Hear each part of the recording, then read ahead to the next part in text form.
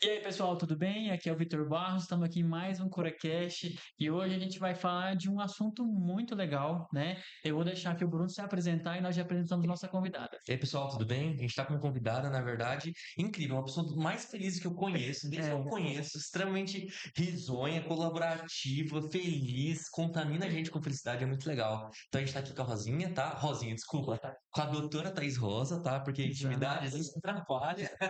Eu Peço sabia que a gente ia perdão, falar com Rosinha nesse, certeza. nesse episódio. Então, Thaís Rosa, muito obrigado por ter vindo, tá? A gente está muito feliz com a sua presença aqui. Hoje a gente vai conversar agora nesse momento, sobre hipertensão, né? E seja bem-vindo, pode se apresentar, fala um pouquinho sobre você. Vou pedir para Primeiramente, você chegar um pouquinho mais próximo do microfone. Isso. primeiramente, obrigada pelo convite. Fiquei muito honrada em poder participar, né? Falar sobre temas tão bacanas e principalmente com pessoas tão bacanas também. Meu nome é Thaís Rosa, mas muitos me conhecem como Rosinha. Rosinha da arte. Graduação é difícil. Se conhecem como Rosinha. Eu tenho graduação pela Universidade Federal de Goiás. Eu tenho residência pela Universidade Federal de Goiás também, regional Jataí, né? Hoje é o UFJ. E tenho também pós-graduação em endocrinologia de cães e gatos pela UFAP São Paulo. Quando que foi a residência que você fez? Residência eu fiz em 2019. 2019, né? Legal. A gente tem muito, né, pessoas muito boas que formaram na residência, né, em Jataí, que hoje é o FJ, né? E como que é o serviço lá? Lá é anestesia, clínica e cirurgia, né? Isso, é um serviço, né, que oferece você trabalha nas três áreas, mas você tem muito bem definido os rodízios de cada área, o período em que você passa em cada área, seus R1s, né, o R2 de cada área, e é uma oportunidade muito boa, porque às vezes quando a gente forma ali, a gente fala, eu quero cirurgia, quero anestesia, quero clínica, mas na verdade a gente ainda vai saber Exato, na prática, né? na Antes prática. de se especializar, a gente tem que ser médico veterinário primeiro, Tem que ser. né? E aí, como é que veio essa ideia da endocrinologia para você? Já era algo que você já pensava ou veio se estruturando ao longo da residência, da graduação? Como que foi isso? Olha, pra falar a verdade, a endocrinologia apareceu na minha vida porque eu sempre gostei de tudo. Eu sempre Uhum. gostei de tudo. Uhum. Até fazer a residência em Jataí foi muito bom, porque eu tive contato com anestesia, com cirurgia, com uma clínica médica bem intensa, né? Uma rotina grande de atendimentos, e eu sempre gostei muito de tudo. Eu sempre gostei muito de ser clínica geral. Eu gosto de ser clínica geral, eu gosto do contato com o Esse é tutor, meu problema também, Thaís, viu? É gostar de tudo. gosto de tudo. Aham. Aí eu pensei, E quando a poxa, gente fala de endocrinologia, é um grande tudo, né? É a tudo. fisiologia de tudo, né? Então acaba atrapalhando, acaba sendo uma dificuldade para muitos veterinários, às vezes, né, de querer ingressar na endocrinologia por achar ser difícil, né? É uma especialidade que demanda muito estudo, né? Então, Muito estudo. Olha, assim, sempre gostei de tudo. Eu pensei assim, nossa, eu gosto de tudo. Eu quero ser clínica geral. Mas com o tempo, eu quero ser clínica geral para sempre. Mas com o tempo eu vi a necessidade de me especializar mais, de investir em algo a mais. Eu pensei, nossa, então o que que eu vou fazer? Eu gosto de tudo. A princípio, pensei em terapia intensiva, porque eu gostava muito da abordagem do paciente grave. E o paciente grave você consegue abordar tudo. É um paciente de clínica geral, emergencial também. Mas com o tempo, eu fui interessando até, né, as cetoacidoses diabéticas na UTI. Falei, eu acho que eu quero investir em endocrinologia. E aí me apaixonei pela área. Mas apareceu assim, tempos depois. Olha, falar assim, na residência você pensava em endócrino? Não, eu queria ser clínica geral e aprender tudo. Doutora, e na área da endocrinologia, hoje você pretende ficar só na clínica ou quer evoluir também para cirurgias, né, de adrenal, tudo? Não, aí eu deixo as cirurgias para os cirurgiões. Entendi. Cada um no seu quadrado. Aham. Que as cirurgias da minha área são cirurgias de extrema complexidade, Exato. né? Eu prefiro ficar com a complexidade da preparação desse paciente, do pós desse paciente, e deixar ele para os feras da área abordarem. legal. As cirurgias de endócrino, né? Adrenalectomia, hipofisectomia, né? Tiroidectomia, né? Já fiz algumas. Exato. E hoje, né, o tema acaba sendo hipertensão. E aí, mas assim, olha, quando a gente pensa, né, a gente tá falando de hipertensão, né, conversando com uma endócrino, a gente tem uma relação direta da hipertensão conexão com a endocrinologia? Ou a gente está viajando em ter te chamado aqui? Qual que é a grande questão? Como que a gente pode conversar um pouco sobre? Ligado diretamente, assim, tem muitas comorbidades, né, endócrinas que levam o paciente a ficar hipertenso, né? Até se a gente avaliar o consenso de hipertensão, né? A maioria das hipertensões, elas são classificadas como secundárias a outras doenças de base, né? E eu acho muito legal, porque teve até um lugar que a Thaís trabalhou em conjunto, né? Onde que Que foi? aí, que aí na época eu lembro que o pessoal falava assim: gente, esse paciente é hipertenso, tem que ir pro cardio. Aí eu olhava e eu ficava assim: pro cardio, né? Hipertensão quase nunca tem uma origem cardíaca, né? Geralmente ela tem origem endócrina, renal, Renal. mas cardíaca é uma coisa que o coração sofre com isso, às vezes na hipertrófica pode ter, mas realmente eu acho que isso é uma coisa que todo mundo pensa, né? Que Sim. a hipertensão é do cardio, mas eu acho que talvez mais para essa área, né? E hoje, Thaís, o que que a gente tem assim de, né, falando já sobre um pouco sobre a hipertensão arterial, quais são as causas de uma hipertensão arterial em um cão e um gato? Muda de uma espécie para outra? O que que você pode citar para a gente? Muda. A gente tem as hipertensões primárias, que são bem mais raras na nossa área, a maioria, né? Aí disparado, uns 90% das hipertensões, elas são secundárias a outras doenças. Doença renal crônica é a mais comum que a gente tem, né? Hipertireoidismo nos felinos, o hipercortisolismo nos cães também, né? É uma das causas super importantes. Os feocromostomas, né?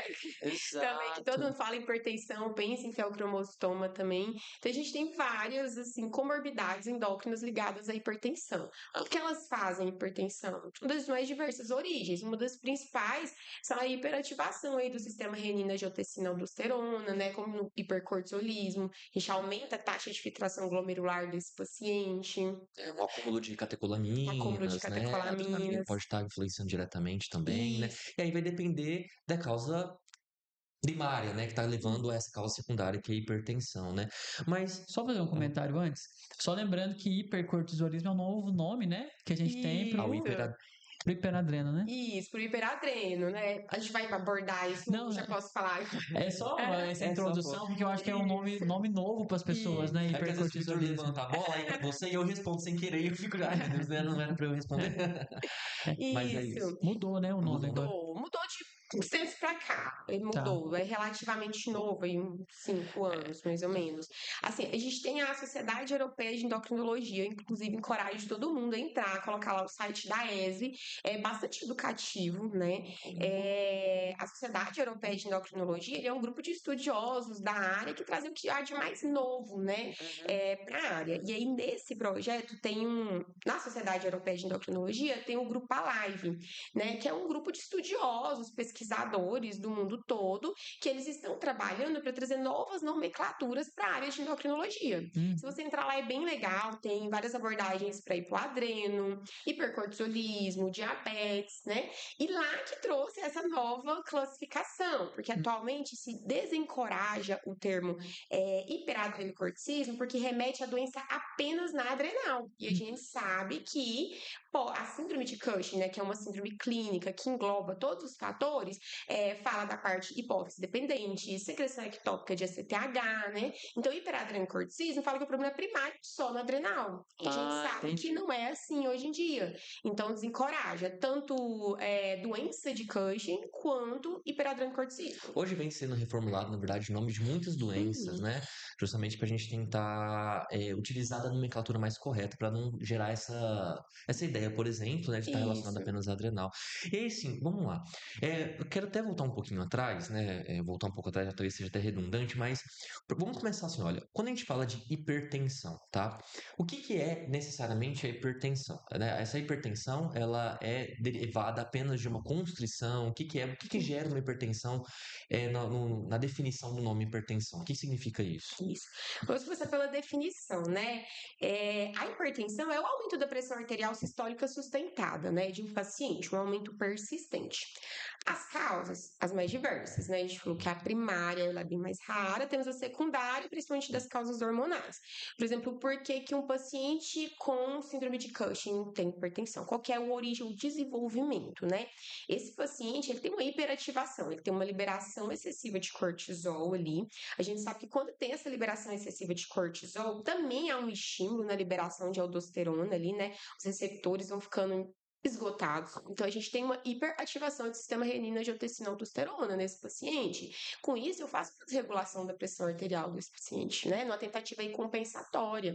Esse paciente desidrata, ele tem poliúria, polidipsia, né? E como que eu consigo definir o diagnóstico de paciente hipertenso? Que exames que eu preciso fazer para conseguir esse diagnóstico? O diagnóstico da hipertensão, ele é pela aferição de pressão, que inclusive deve ser incluída aí no check-up de todos os pacientes, Todas né? as consultas, né? Todas É as muito consultas. ignorado isso, né? E isso não é só o nefro que tem que aferir pressão, o cardio, né, que todo mundo espera que só o cardio afira pressão, o endócrino, clínico geral também, pessoal. Todo paciente que ele chega no consultório é importante, mesmo pacientes jovens, a gente tem comorbidades juvenis, né? Faz parte, né, do exame clínico geral desse paciente. Então, assim, tem que ser feita a avaliação da pressão desse paciente em um ambiente tranquilo, né?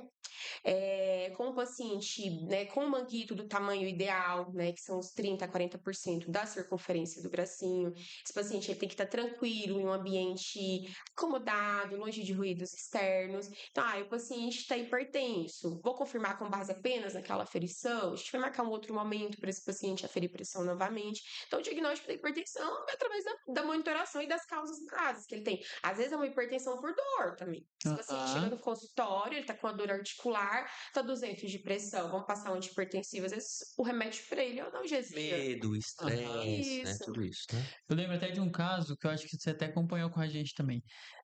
De uma paciente que, nesse mesmo local que eu e a Thais Rosa trabalhava, né? É uma paciente que ela ia, toda vez que ela ia fazer a pressão tava alta. Fazia a pressão tava alta, sempre tava alta, sempre tava 180, 200, né?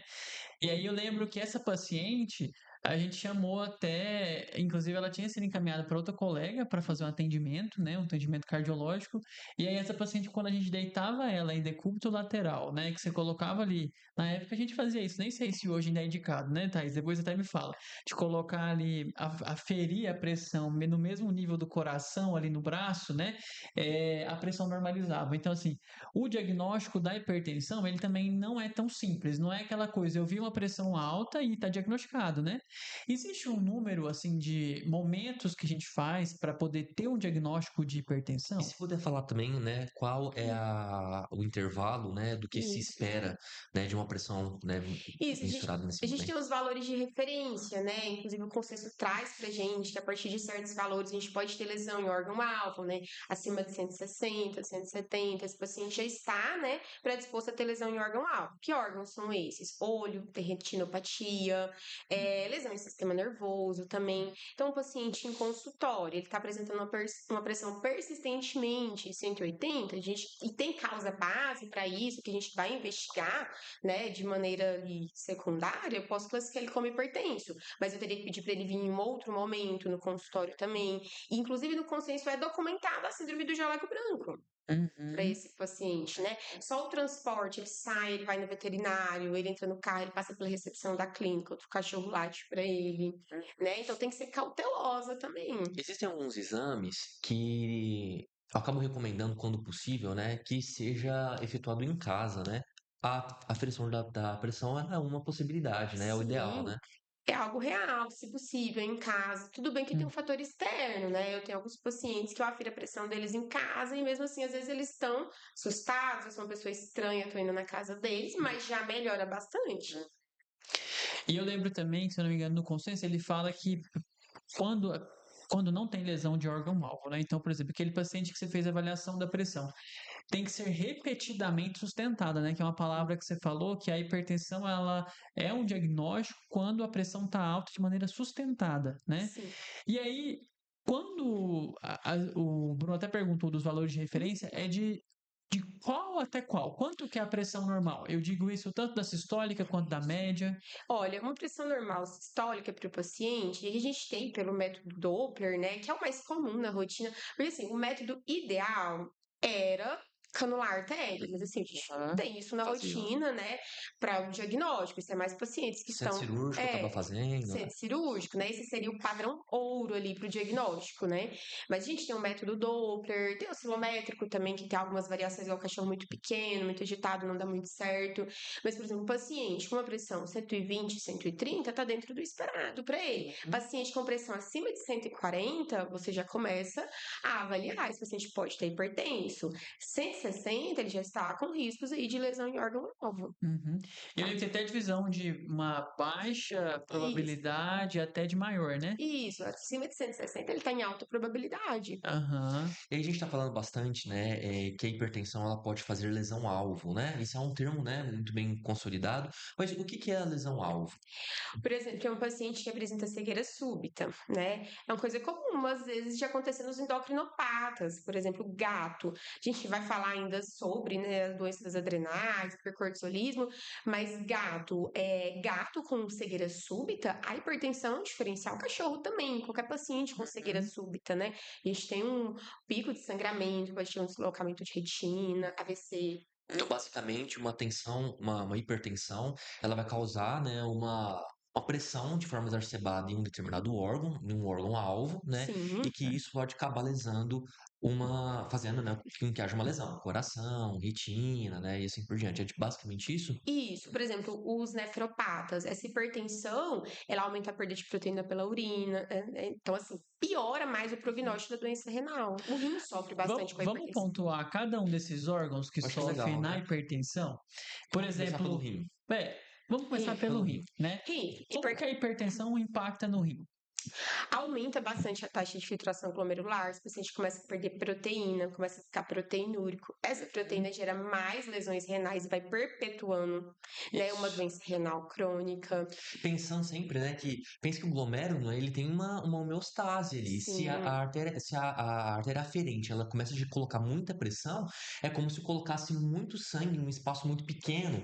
E isso muito. acaba, né, estragando aquele caminho ali, né? E isso acaba fazendo toda uma desregulação renal. Basicamente é isso. Por isso que o paciente tem proteinúria, porque acaba passando coisa que não deveria passar. É basicamente isso? Exatamente. E essas proteínas passando, elas lesam esse glomérulo Exato, também, né? Que causam lesão. E é um ciclo vicioso de lesão, né? Vai exato. progredindo a lesão, vai piorando a hipertensão, Mais Porque- doença renal, mais alteração no eixo renina-angiotensina-aldosterona, mais e alteração. aí é. Os nossos pacientes com hipercortisolismo, né? Às vezes a gente vê aquele paciente idoso aí de 14 anos, com uma create 0,6, meio, falou, nossa, mas pelo menos o rim tá bom. Tá dando certo. É um rim mascarado por um aumento da taxa de filtração glomerular. Provavelmente esse paciente tá perdendo proteína ali pela urina, tá proteinúrico, tá hipertenso, mas o corpo tá tentando compensar ali, com aquela create linda. Sim, exato. E lembrar, né, que isso que vocês falaram, assim, realmente não é para sair proteína pela urina, né? Proteína é para ficar dentro do sangue. Então, proteína é uma quando molécula grande, ela não deve isso, passar, né? Proteína, glicose, compostos importantes, o corpo não quer perder. é. Uhum. E aí quando cai ali no naquele ultrafiltrado glomerular, né, acaba que tem uma lesão e então progride. E é legal, legal não, né? E essa é interessante Entendemos. porque a doença renal, ela faz hipertensão, a hipertensão piora a doença renal, Que né? faz mais, né? Desregula mais esse Isso. eixo, né? Vira uma bola de neve, realmente. Que desregula, né? O corpo ali numa tentativa de compensar, né? Ele sempre vai tentar compensar, acaba gerando mais lesões. Isso. E outra coisa até legal que você falou é que a hipertensão, ela melhora, aumenta a filtração glomerular e às vezes abaixa a creatinina e ureia. Aí, quando a gente vai lá e usa um antihipertensivo, o que que pode acontecer, Thais? Por exemplo, um inibidor de ECA. Olha, esses pacientes, eles diminuem a taxa de filtração glomerular, né? Então, esses pacientes podem ficar mais azotêmicos também. Esse é um grande problema que a gente tem aí, que o nefro e o endocrinologista trabalham juntos. Porque, às vezes, aí um paciente com síndrome de Cushing, de 15 anos, que tem a doença hormonal e também tem uma doença renal. Às vezes, essa create desse paciente, tá? Falei aqui de uma create bonita, de meio. Às vezes o paciente já tá com uma create de 2. Às vezes, quando eu começar a tratar esse paciente, não é que o tratamento vai fazer mal para esse rim, é que algo estava mascarado ali. Às vezes a gente é tarde para tratar esse paciente da doença hormonal, né? A gente sempre trabalha em conjunto com o nefrologista, que vai reduzir essa taxa de filtração glomerular, vai mostrar o real estado desse rim, desse Então, paciente. basicamente, anteriormente era mascarado porque era por causa do aumento da pressão pressão, create e ureia eram mandados embora. Agora que a gente regulou, entre aspas, regulou, chegou a regular, compensar a pressão desse paciente, isso começa a ser acumulado, por isso que é azotêmico, o paciente fica azotêmico, né? Por causa de um Fica. acúmulo agora, né? Isso mesmo, né? Isso, e lembrar que isso é potencialmente mais importante ainda, porque a gente tem várias classes de antihipertensivos que a gente vai falar mais na frente, né? Mas que os inibidores de ECA, quando você usa, eles têm você pode ver uma normalidade de aumentar até 25% do valor da creatina e da ureia, porque eles reduzem filtrado, né? Reduzem, diminui a pressão ali dentro do glomérulo, então com isso perde menos proteína. Mas também o paciente pode ficar azotêmico. Isso. Sim. E aí, né, e quando a gente fala, né, vou reformular. E o aumento dessa pressão, o paciente hipertenso, ele pode ter lesões em retina. E por Sim. que isso acontece? Geralmente aumenta a pressão ali no fundo do olho, né? Pode ter sangramento, descolamento de retina, cegueira súbita, né? É um achado importante. Eu já atendi pacientes doentes renal com hipertensão, gato também com neoplasia de adrenal, que fazem picos hipertensivos também podem ser. O olho é um grande espelho, né, sistêmico do paciente, né? Já ouvi o Vitor comentar muito que ele sempre, as avaliações dele são muito criteriosas, né, por causa da neuro, né, em relação à parte de olho, né? Mas o olho reflete tanta coisa, né, Vitor? Tudo um paciente com doença sistêmica, o olho ele vai estar Diabetes, envolvido. hipertensão, renal, tudo, né? É incrível, Doença né? imunomediada, né? Doença intermediária, tudo tem uma relação, né? Tudo, e tanto é que a hipertensão é um fator super importante para ser controlada aí pré-operatório. Os meus pacientes fazem muita cirurgia de catarata, né? Então, assim, esse paciente estar normotenso ou estar com a pressão controlada no pré-operatório é extremamente importante para o sucesso da cirurgia, né? Então, assim, a hipertensão é uma das causas de cegueira, que seria a lesão em órgão alto, né? A gente tem um descolamento de retina, sangramento de fundo de olho. Essa é uma daquelas coisas que eu tinha ouvido falar e não tinha visto, mas que esse ano eu vi um caso, né, de descolamento de retina por hipertensão.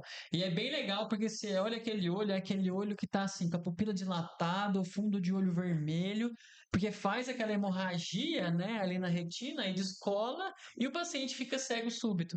E é muito ruim, esse o primeiro paciente que eu tive, assim, ainda na residência, ainda na clínica geral ali, né, ainda me construí como profissional, um paciente bastante marcante, era um dente renal crônico, que agudizou, tinha parasitose, mas ele estava até estável, ele foi liberado para casa, então tudo bem, né, estava assim, com terapia suporte, estava comendo, ele foi liberado 9 da manhã, estava bem, e quando foi 14 horas, a tutora voltou e falou assim, doutora, fulano tá cego. Eu, cego? Como assim? Cego? Como? E assim, ambiente de internação, ele tinha uma pressão limítrofe, ele era um cachorro muito estressado, também isso conta bastante. A avaliação da pressão arterial em ambiente de internação, ele era um paciente que em ambiente de internação, ele tinha pressão 140, 130, tava ruim, um paciente que às vezes latia, dava trabalho, era um pouco bravo. Acho que ele foi para casa, teve um pico hipertensivo em casa, não sei, o estresse, chega em casa, a emoção, e ele voltou cego. Descolou retina, né, por conta Descoloretina. disso. A gente chamou o oftalmo na época, viu no fundo de olho, tinha ficado cego. Então, foi assim, foi o primeiro caso que me marcou bastante. Então, assim, o descolamento de retina ele existe, tá aí, né? Aí, E é engraçado que os casos que eu já vi, porque assim, também não é toda hipertensão que a gente vai ver lesão de órgão-alvo, né? Esse mesmo que eu tô te falando que eu vi descolamento de retina, a pressão, sabe aquela pressão que você mede? Tá 260, né? Muito alta, né? A gente fala assim que o bicho vai explodir, né? De tanto que a pressão tá alta. e às vezes, né, recentemente eu tive uma paciente também, tratei ela junto com a nefrologista, que era um desses casos, que tinha uma creatina mais aumentada, tinha neoplasia de adrenal, um teste positivo para a produção de cortisol, e ela tinha uma pressão de muito difícil controle, né? Era uma paciente que, assim, muito tranquila, a paciente estava quase que dormindo, era 250 a pressão. Muito Mal alta. dava ali para ferir, e a gente testava, via o ajuste do manguito, do momento, deixava ela tranquila, repousando na sala ali por uns 10 minutos quando chegava, e uma pressão muito alta. Tinha uma cadela tranquila. É. Na neuro, isso é uma questão também, né? A hipertensão na neuro, e aí eu tenho muita coisa pra falar, porque a hipertensão na neuro, São muito aí eu diferenciais. deito o cabelo, viu? Aí eu deito o cabelo, Corte o cabelo. né? Bom, a gente sabe, se me permite falar um pouco da neuro, porque assim, eu acho que a hipertensão na neuro, eu acho que ela é pouco conhecida, né? Quando a gente estuda sobre a neurologia, a hipertensão na neurologia, existem assim várias coisas, posso falar? Vocês importam? Claro. Tem várias coisas que ela causa, né, no sistema nervoso central. Então, quando a gente fala de cachorro, é diferente. A hipertensão arterial no cérebro de um cão e no cérebro de um gato. Então, por exemplo, no cachorro, a gente tem uma hipertensão arterial que ela usualmente ela faz quando o animal está com uma pressão muito alta, ele tende a fazer vasoespasmo no cérebro. Então, os vasos começam a contrair. Quando eles contraem, pode fazer uma área de isquemia, né? Essa isquemia ela pode ser transitória, que é quando ela tem uma resolução ali em até 6 horas, né? Ou ela pode ser permanente, né? E aí, quando a gente oclui uma artéria, por exemplo, o paciente tem um vasoespasmo de uma artéria que é uma artéria territorial, a gente consegue ver isso na ressonância. Nem sempre eu consigo ver na ressonância, porque às vezes é um infarto ali na região mais pontual. Mas lembrar que um paciente que ele chega com uma síndrome vestibular aguda, uma das principais coisas que você tem que avaliar em um cão com síndrome vestibular central é pressão arterial, tá?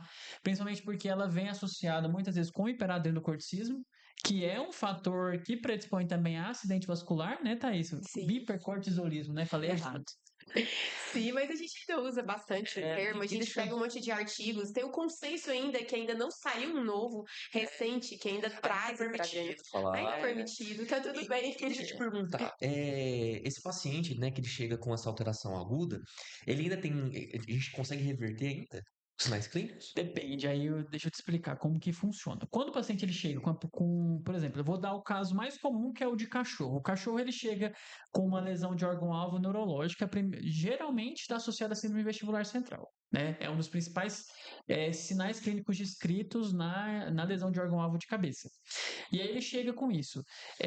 Primeira coisa que tem que avaliar, ele está hipertenso porque ele é um cão hipertenso, e aí eu vou achar, né, as causas aí, né? E aí a gente tem causa endócrina, renal, né? Principalmente, basicamente essas, né? A endócrina tem várias que a Thaís falou, né? E aí, ou esse cachorro está hipertenso porque agora ele está desequilibrado. Você entendeu? Às vezes ele vai estar desequilibrado com uma síndrome vestibular e aí ele está hipertenso. Isso é uma coisa que tem que ser ponderado. Então é importante avaliar se a pressão ela está sustentadamente aumentada. E aí você me perguntou, eu consigo reverter?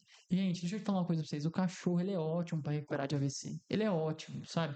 Assim, por quê? Porque o cérebro quando a gente tem um acidente vascular isquêmico no sistema nervoso central, aquela área, né? Claro que tem uma área central que ela vai ter uma área de morte, que você não consegue reverter, mas existem as áreas laterais daquela lesão, que são áreas que a gente chama de penumbra no humano, né?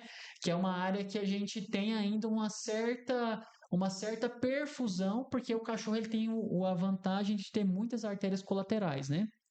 E aí acaba que uma área ainda a gente consegue reverter, né? Não é que eu consigo reverter, é que o cachorro vai reverter isso, Que né? é plástico, né? Pessoal, acho que esse é o termo, né? Plástico, isso.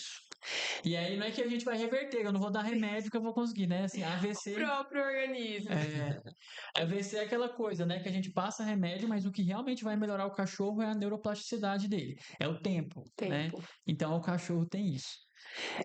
Então, aquela zona de penumbra ele pode voltar, pode revascularizar e o animal pode ter um retorno a quase a função normal. A maioria dos pacientes com AVC que eu pego, eles tendem a voltar até o normal. Às vezes eu pego aqueles cachorros com infartos enormes, assim, de cerebelo, e depois de um tempo eles ficam sem sequela, né? Porque ele se adapta. A neuroplasticidade é muito boa. Agora, gato. Agora o gato, gente, o gato é diferente. Gato é tá? outro ser. O gato, deixa eu contar uma coisa pra vocês. Gato é igual cachorro? É quase a mesma coisa. Cachorro pequeno. Cachorro pequeno. Mas no gato, a hipertensão no sistema nervoso central ela se comporta mais parecido com o do humano. Porque a do humano, você já viu? Ah, tem uma coisa do cachorro que eu esqueci de falar. Vou voltar no cachorro. Tá volta do cachorro. No cachorro, ele tem uma característica também, porque assim, a hipertensão arterial no humano, né, ela é associada a acidentes vasculares, isso isquêmicos ou hemorrágicos. Lembra que eu falei que no cachorro é o mais comum é o isquêmico? Por que que no cachorro não acontece tanto o isquêmico e quando é mais comum o hemorrágico? Então, assim, o humano, né, à medida que ele fica mais velho, porque geralmente o acidente vascular ele é mais comum no humano mais velho e no animal mais velho, está associado com um processo de envelhecimento cerebral. E aí o que acontece? Ao redor do vaso sanguíneo, né? Antes era tecido normal. Então, antes era um tecido que ele tinha uma certa maleabilidade. Com o tempo, o animal vai ficando mais velho e o humano também começa a acumular uma proteína que é a beta-amiloide, né? E aí começa a formar uma amiloidose ali naquela região e o que a gente chama de angiopatia amiloide. Então aquele vaso ele perde elasticidade e aí ele pode fazer tanto acidente isquêmico, mas é muito comum no humano também fazer hemorrágico. E no cachorro, quando ele tem um hemorrágico, uma das coisas que a gente tem que pensar é um processo de envelhecimento cerebral com amiloidose e hemorragia por conta disso. Bom, no gato é bem interessante, né? Gente, eu tô Não, bem não, aqui, mas né? Não, Pode tá falar? ótimo. tá dentro do assunto. Tá No perfeito. gato é bem diferente, porque o gato a gente tem uma encefalopatia hipertensiva, que é diferente do cachorro. Então, enquanto no cachorro eu tenho uma predisposição a acidentes vasculares, a todos esses problemas, no gato ele se assemelha com a encefalopatia hipertensiva do humano. E o que que é? No humano, a encefalopatia hipertensiva não é igual um AVC, que é uma coisa lateralizada, uma coisa pontual. No gato, a gente tem uma encefalopatia hipertensiva que é igual ao do humano, que a região aqui de lobo occipital e parietal, ela tende a fazer muito edema vasogênico pela hipertensão. Então, o gato, o padrão de lesão, ele é totalmente diferente do cachorro. Isso eu acho que é uma coisa que quase ninguém sabe, né? Mas o gato, então, quando a gente fala de hipertensão arterial na cabeça, fazendo sinal neurológico, usualmente é uma encefalopatia hipertensiva bilateral. Então, é aquele gato que ele vai para a ressonância e enquanto na hipertensão do cachorro eu espero um AVC de um lado, no gato não. É uma lesão bilateral e simétrica na região de lobo occipital e parietal. Então, isso é uma coisa muito diferente do gato, tá? Então, o Diagnóstico gato, muito pior, né? Pior o prognóstico. ela é mais extensa. Por quê? Porque a hipertensão, a mesma coisa que vocês falaram que ela faz no rim, de fazer um extravasamento a mais de líquido no rim, ela faz o extravasamento no cérebro, né? Então faz muito Edema, né? edema. Isso. Mas o gato, ele pode se adaptar, mas geralmente o gato velho, ele é difícil de adaptar, né? Vocês já viram o gato velho? Para tudo quase que você faz, ele é mais difícil. Então, geralmente ele fica com um pouco mais de sequela do que o cachorro, tá? O gato velho é ranzinza igual o Victor. Eu não sou Entendeu? ranzinza, eu acho ranzinza, doutora Thaís. Oh, mas Ai, tá vendo? Extremamente Putz, É, eles trabalham mais juntos. Mas olha só, doutora, então é o seguinte, né? Então a gente já falta o entendeu já coração. isso. Então a gente já entendeu já o rim, retina, neuro, né? Tivemos uma grande aula, muita coisa. Cara, eu acho que, na verdade, a gente tem que um dia parar para falar de neuro aqui, de verdade, porque eu É, acho que é tão complexo, né? Tudo isso, e às vezes é novidade para muitas pessoas, né? E aí agora a gente tem, né? O coração, né? Que é talvez o vilão mais tadinho, né? As pessoas colocam ele como vilão, na verdade, ele que tá sofrendo o rolê da Tá hipertensão, sofrendo. né? Qual que é a ideia por que que um paciente hipertenso pode ter uma lesão alvo, né, cardíaca? Por que essa lesão pode ser no coração? Também, né? Só um parênteses, você falou um dia pra falar de neuro, né? O Vitor falando, ficou parecendo até que é um negócio fácil, né? Eu fiquei ouvindo assim, eu pensando, tá entendendo? Que é amilaidose? Que é amilaidose, maluco? Eu pensei assim, ele tá falando como se fosse fácil, de uma maneira fácil. Aí peguei um artigo aí pra entender esse assunto. O Mas Vitor mesmo pra falar, mas voltando aqui no coração. ele consegue trazer os assuntos complexos em algo De fácil, maneira né? didática, né?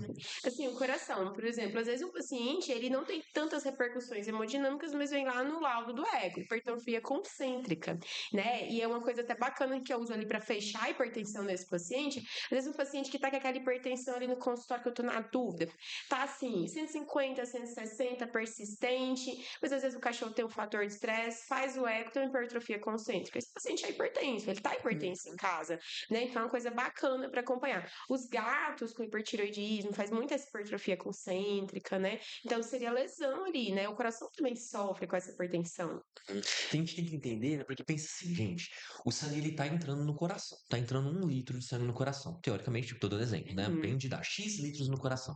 Tem que sair X litros, ele tem que sair com uma certa facilidade. A partir do momento que a gente tem uma hipertensão, a gente tem um aumento da pós-carga, que é a dificuldade do sangue de sair do coração. Se a gente tem agora uma artéria, né, onde deveria sair o sangue, ela tá comprimida, porque a pressão está aumentada, o coração tem que fazer uma força absurda para conseguir expulsar esse sangue que chegou da pré-carga, que chegou ali do débito, né? E aí esse que é o grande problema, porque daí agora tem um acúmulo de sangue, o coração tem que fazer mais força, e aí gera tudo Tem que trabalhar mais, aumenta a frequência cardíaca, aumenta débito, e é um esquema que vai se perpetuando de hipertensão ali também, né? E aí o organismo tenta compensar isso, às vezes só piora, né? Vira uma. Aí predispõe a trombose, né? São os fatores trombóticos, né, no paciente hipertenso, endocrinopata. Então, assim, são lesões extremamente importantes, mas esse achado aí da hipertrofia concêntrica, né, em gatos principalmente, mas em cães também, são mais um dos fatores para você fechar a hipertensão no paciente. Nossa, muito legal, Thaís. Então, assim, essas lesões de órgão-alvo, ela é muito importante até para a gente programar como proteger o nosso paciente e como tratar, né? Sim. Bom, vamos só elencar e talvez explicar um pouco mais sobre as outras causas de hipertensão, porque eu acho que talvez a gente falou sobre hipercortisolismo, mas eu queria que você falasse pra gente o que é o feocromocitoma, né? Porque isso a gente está acostumado a entender o que é ele, o que ele faz, mas como que quando a gente faz esse diferencial endócrino da hipertensão arterial, o que seria o feocromocitoma também, como que o hipertireoidismo, não sei se como que eles atuam aí na pressão. O feocromocitoma, primeiro vou passar um pouco da adrenal. Ela é dividida em córtex e medula, né? O córtex, ele é responsável pela liberação de cortisol, então todo mundo pensa adrenal, cortisol, mas ele é responsável também pela liberação de aldosterona, hormônios sexuais, e a medula é responsável pela liberação das catecolaminas. As pessoas esquecem disso. E isso, diretamente ligadas à regulação da pressão arterial, né? Então, o paciente com feocromocitoma, ele pode sim ter hipertensão. Todo feocromocitoma vai ter hipertensão? Não, pessoal. Às vezes são picos hipertensivos. Às vezes é lá na madrugada, quando esse paciente está lá na casa dele, não no momento que ele está no consultório. Entendeu? O paciente aferir pressão, ele tem uma neoplasia importante em adrenal. Tá normotenso, exclui fel? Não exclui feocromocitoma, né? A gente tem aí para fechar o diagnóstico do feocromocitoma, né? Para triagem. A dosagem das catecolaminas urinárias, né? Que é importante, mas fecha mesmo com o histopatológico, imunistoquímica, mas é um dos diferenciais importantes para a hipertensão desse paciente. Mas nem sempre, uma coisa que eu gosto de deixar claro, um paciente não tem hipertensão, não quer dizer que não seja feocromocitoma, porque às vezes é uma secreção pulsátil. Às vezes é um momento que ele tá lá na casa dele tranquilo, que aí é o que ele chega às vezes cego, que é o que ele faz uma AVC, né? Secundário. E é importante dizer, né, nesses casos de suspeita de feocromocitoma, que realmente o aumento da pressão não descarta o feocromocitoma, mas isso também não descarta que você precisa aferir a pressão desse paciente no momento do consultório, né? Sempre, né? E aí a gente bate muito na tecla disso, né? Porque o exame físico, né, ele é um exame que precisa ser feito para você avaliar de forma sistêmica esse paciente. E a pressão, como ela interfere de forma sistêmica, ainda mais no paciente que tem suspeita, eu vou falar assim, um paciente que chega para mim, né, que tem uma alteração em adrenal, é prioritário fazer a avaliação, né, dessa mensuração de pressão arterial. Talvez somente ela não traga tantas informações, mas um paciente hipertenso já é uma informação que eu coloco na minha balança de diagnósticos diferenciais. Um bom veterinário, ele sempre vai ser aquele que consegue ter uma gama de diagnósticos diferenciais para você excluir aquilo, né? E aí o feocromocitoma a gente tem um grande problema, porque o diagnóstico disso é extremamente difícil, né? É difícil. E assim, você falou uma coisa interessante, diagnósticos diferenciais. A gente tem que viver de diagnósticos diferenciais. Quando a gente tem muito algo engessado, é isso. A gente perde outras coisas importantes aí no caminho para fechar o diagnóstico do paciente. Mas com certeza o feocromocitoma é um diagnóstico diferencial importante quando você pensa em hipertensão, e geralmente são hipertensões muito altas, um paciente aí acima de 200, mas paciente pleno, acima de 200. Às vezes é um paciente que não tem nenhum fenótipo de síndrome de Cushing. É um paciente com abdômen enxuto, ali naquele abdômen abaulado, não tem poliúria, não tem polidipsia. É um paciente que teve uma diarreia, porque teve uma indiscrição alimentar, foi para o hospital, vai passar por avaliação, mas esse paciente tem uma pressão muito alta, vai fazer ultrassom, acaba encontrando ali uma massa importante adrenal. Então, assim, o feocromocitoma é uma causa importante de hipertensões graves e de difícil controle. Sabe como como que eu gravei o Felcromostoma uma vez na minha cabeça? Eu tava vendo como é que é o nome daquela série de... Tem uma série de médico, não é Grey's Anatomy, chama House. The Night Shift. Gente, é muito bom, que é tipo uma troca de plantão. Eu lembro que um cara foi fazer um ultrassom, né? Como que o Foi Victor fazer... descobre essa série, ninguém sabe, né? Gente, uma dica é essa série, The Night Shift. Ela é muito técnica, melhor do que House e The Grey's Anatomy. Aí, beleza. Aí o cara foi fazer um ultrassom. Na hora que ele passou o ultrassom aqui na região renal, a pessoa deu uma arritmia e fez hipertensão aguda. Enfim, né? Na hora que Obviamente ele... é romântico, né? É sério. Aí, beleza. Aí foram investigar, a pessoa tinha um feocromocitoma, né? Aí eu aprendi esse tumor nessa época, Olha né? aí, educativo. Mas lembro, né? Eu lembro disso pelo menos. Mas vamos colocar uma analogia a isso, né? É a questão de recomendação de citologia em adrenais. É extremamente questionável por esta causa, né? A gente vai fazer citologia em adrenal, até que ponto vale a pena? A gente não tem um consenso hoje que indica, né, ou não, né, a punção disso, mas é extremamente, assim, é questionável, né? Não questionável para ruim, mas é questionável. Cabe o questionamento se é válido fazer uma citologia, né, ou uma biópsia, né, necessariamente, né, incisional aí, numa adrenal que tem suspeita de feocromocitoma, né? Então, muitas das vezes, a tumoração ela é grande, a gente tem que tentar buscar diagnósticos diferenciais com exames hematológicos e muitas das vezes é adrenalectomia, né? Infelizmente, né? Mas hoje a gente tem essa grande dificuldade, né, Victor, né? De fazer um diagnóstico, né, do feocromocitoma. E você pega Mas... muito?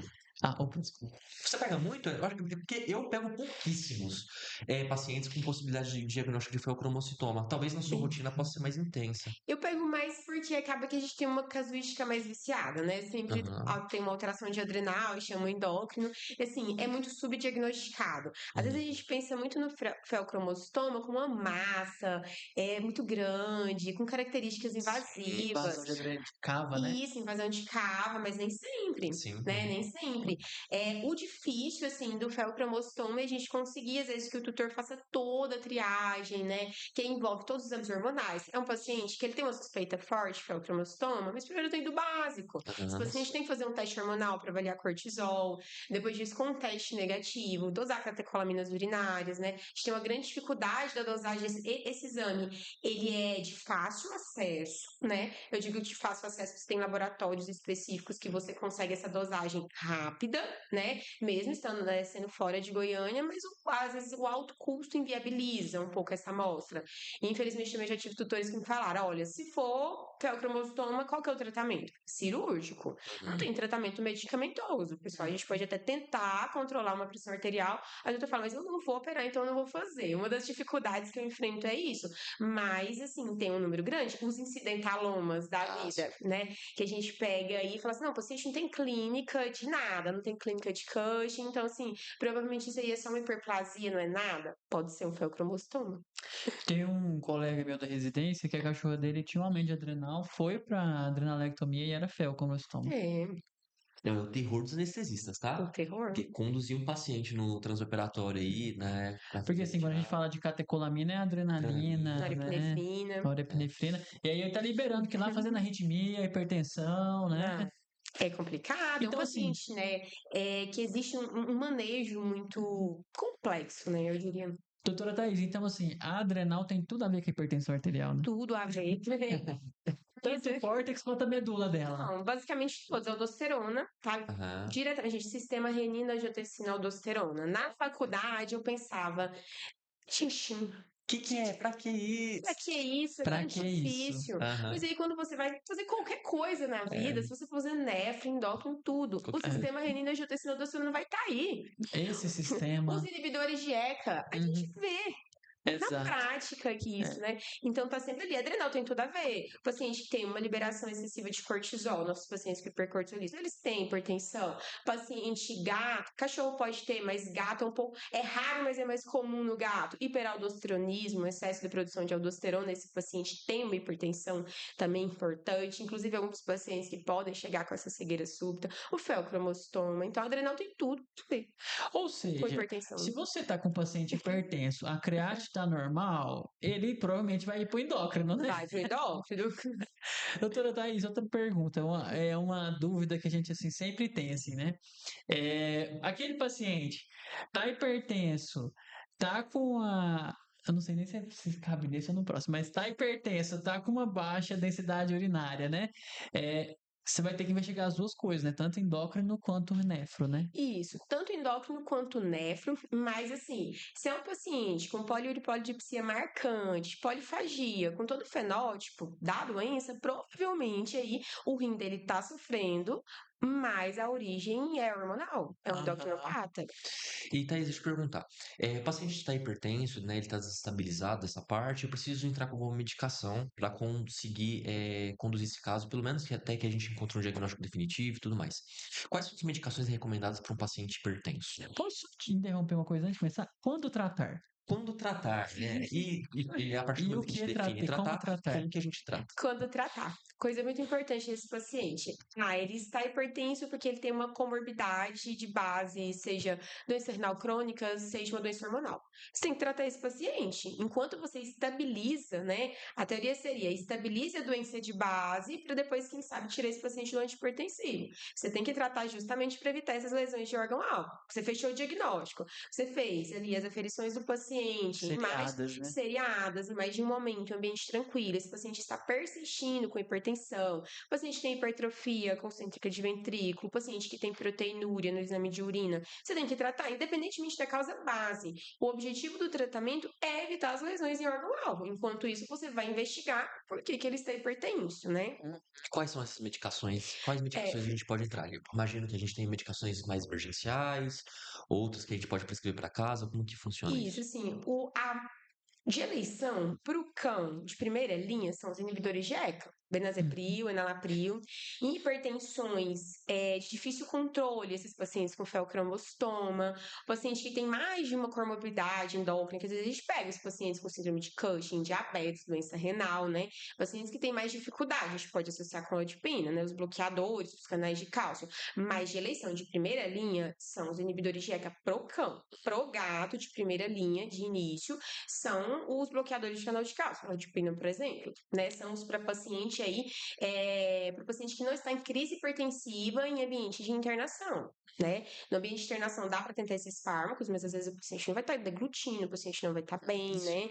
Então a gente tenta outros manejos, tem alguns fármacos que são de uso emergencial, hidralazina, por exemplo, é possível. E olha só, né? Só ressaltando novamente, né?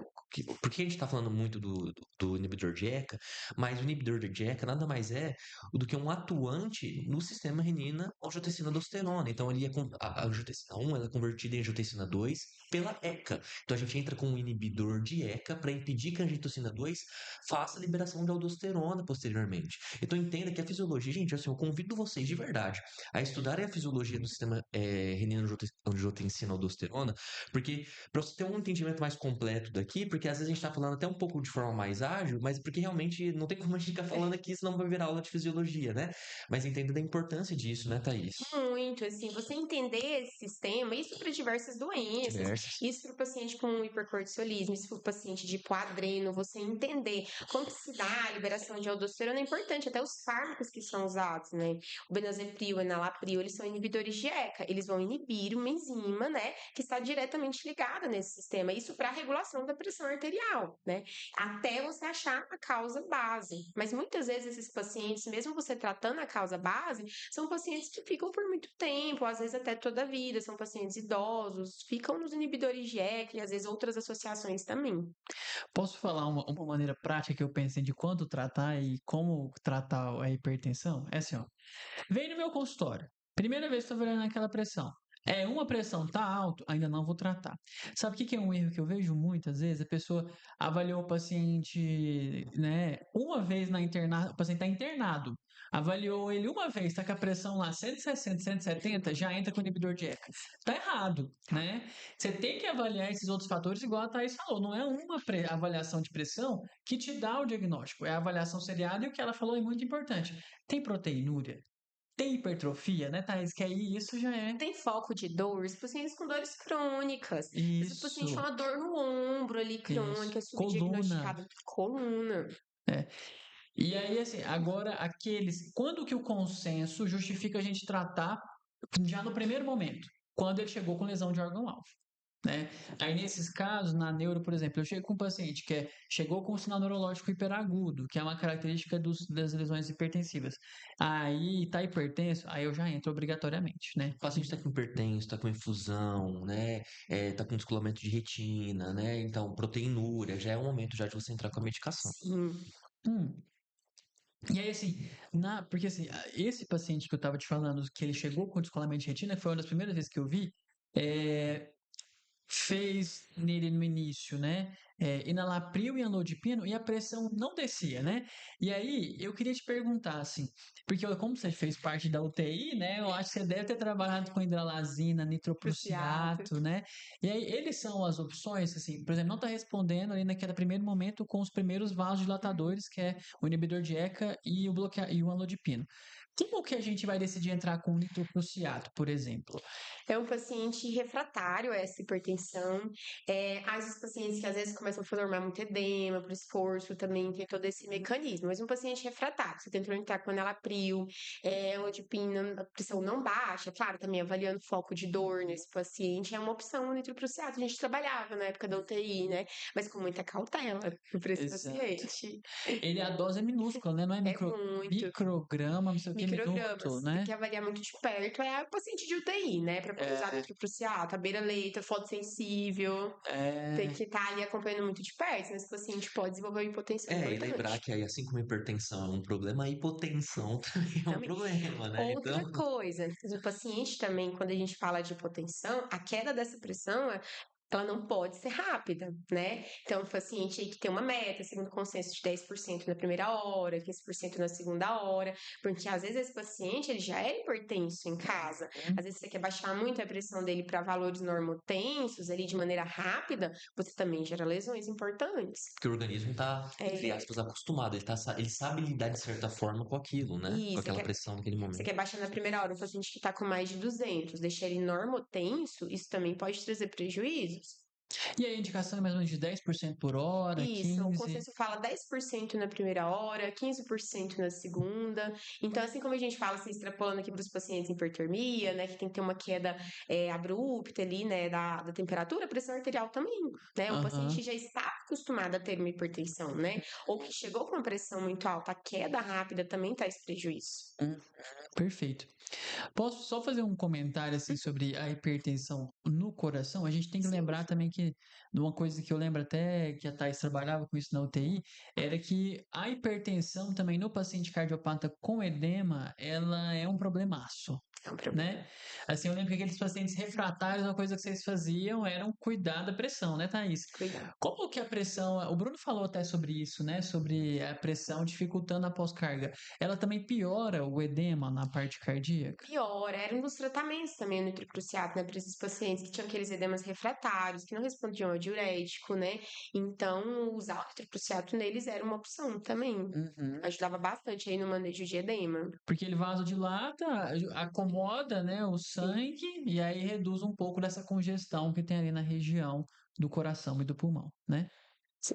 Bom, tem mais alguma pergunta nessa parte de pressão? Porque eu tô querendo, porque assim, pessoal, a gente vai, na verdade, fazer uma dobradinha aqui, a gente vai falar sobre hipercortisolismo, né? Então, eu acho que até como vai misturar muita coisa, eu acho que a gente, né, vamos Eu esperar acho a que abordou parte tudo, 2, né? né? Quase. Legal. Abordamos. A Cara, foi gente, bem legal, na verdade, tá? É. Foi bem legal. a Muito gente bom. misturou muitas coisas, porque assim, não tem como falar. Não tem como isolar, né? Hipertensão, a maioria das vezes, como a gente falou, é secundário. Então, não tem É. como falar de hipertensão sem falar das doenças de base da hipertensão, Deixa eu né? perguntar, então, primário, hipertensão primária, qual que é o rolê disso aí? A hipertensão primária, ela é documentada no consenso, mas é raríssimo. Os pacientes que Aham. eles têm uma hipertensão primária, eles têm uma predisposição maior à hipertensão, né? Mas é bastante raro. E aí, é uma alteração em barorreceptor? Não sei, qual que é a questão? Pode ter essas alterações em receptores também, predisposições também raciais do paciente. Tem uma raça que eu não consigo pronunciar o nome dela aqui, mas no consenso tem o nome dessa raça,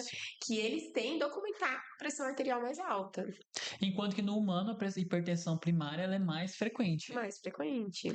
Outra pergunta, a diabetes mellitus pode levar à hipertensão? De maneira direta, na maioria das vezes não, mas indireta sim. É um paciente que ele também tem uma hiperativação do sistema renina-angiotensina-aldosterona, um paciente que tem aí uma poliúria importante, então ele pode ter de maneira secundária, ele desidrata, ele perde sódio, nisso que ele perde sódio, ele tem sinalização, né, para ativação do sistema renina-angiotensina-aldosterona, então pode ter de maneira indireta, não diretamente, mas o negócio é que o paciente diabético, ele nunca vem sozinho, né? Ele vem com hipercortisolismo, Exato. ele vem com doença periodontal como fator inflamatório, cardiopata, nefropata, É aquele paciente com combo, né? com combo. Doutora Thaís, Deixa eu só, antes pra gente passar pra última parte, que eu imagino que tem a parte que o Victor mais gosta, né? Na verdade, pessoal, tem 2 comentários, tá? Primeira coisa, se você não sabe, né, aqui no Spotify, você consegue ver, ouvir, né, essa conversa aqui, mas também consegue ver essa conversa, você consegue habilitar aí para vídeo. E segunda coisa também, a gente abriu as inscrições para o curso intensivo de plantonistas da Cura Cursos, que vai agora em 2026 iniciar a segunda turma, né, Victor? Quem isso que são os professores? acontece a Fala cada aí. 6 O que meses, né? acontece a cada 6 meses? Quem são os Então, professores? Fala um pouquinho sobre pra gente. gente, né, assim, o nosso curso ele tá incrível, sendo bem sincero, né, tá desde emergências endócrinas a todas as outras emergências, tudo aquilo que você atende no plantão tá aí para vocês aprenderem bastante. Então, a equipe ela é bem completa, então aqui a gente vai ter como a professora Lidiana, né, na parte de oftalmologia, a doutora Marina na parte de endócrino também, a gente vai ter o Paulo Mamed na parte de emergência, Jaqueline também, eu e o Bruno a gente dá aula, né, então assim, é uma equipe bastante. Na Aqui, tela aí, ó, se vocês né? quiserem ver, A né? Aqui Jaqueline, embaixo, né? A Monique, Monique, né? Tawane Lefrat na parte de exames laboratoriais. Então, assim, gente, dá uma olhada no nosso link, o curso tá bem São pessoas interessante. reconhecidas nacionalmente. Eu tenho certeza Isso. que vai tirar aquele aperto, aquele friozinho da barriga que você passa aí no plantão. Beleza? Então, entre em contato com a gente para fazer a inscrição. E aí, Vitor, então vamos fazer o grande momento, né? Aí, algumas perguntinhas, né, pra gente fazer pra doutora Thaís Rosa aqui, que foge um pouco da veterinária, tá? Mas pra gente, na verdade, sim, pra gente dar Bate uma bola, jogo rápido, Meu tá? signo é câncer. Exato, Isso, signo. câncer, e eu sou uma canceriana bem típica. ascendente, sabe? Escorpião, vingativa. Olha, Tá errado o seu signo, tá? Tá errado. Muito canceriana. refaz. É. Eu sou nostálgica. Eu tava falando Ah. aqui, né? Eu tava falando que eu recentemente estive na UFJ, né? A instituição que eu fiz minha residência. E eu chorei lá no hospital Que quando eu vi a isso? gaiolinha do hospital com cachorro. Eu Nossa. lembrei de quando eu aprendi a ser veterinária e chorei. Peguei a parede lá, assim, do hospital. Eu sou essa canceriana, assim, bem dramática. Thaís, um nome de cachorro? Ai, neguinha, eternamente minha filha faleceu. Ah, eu conheço a neguinha. Como que o Vitor ri disso, dessa tragédia? Como Olha, você eu tá vou Eu rindo? conhecer conheço a minha filha. neguinha. Jolie Caramelo, que está fazendo tratamento para obesidade. Uma raça, Vira-lata caramelo. cão ou gato? Ai, eu tenho um gato também, o Fifi, que eu amo ele. Então, assim, tá Ela não difícil. consegue se decidir, não tem como. Não consigo, mas eu acho que as pessoas, elas nascem pra ter mais afinidade com cão ou com gato, e eu sou com cão. É? Ah, perfeito. Um filme?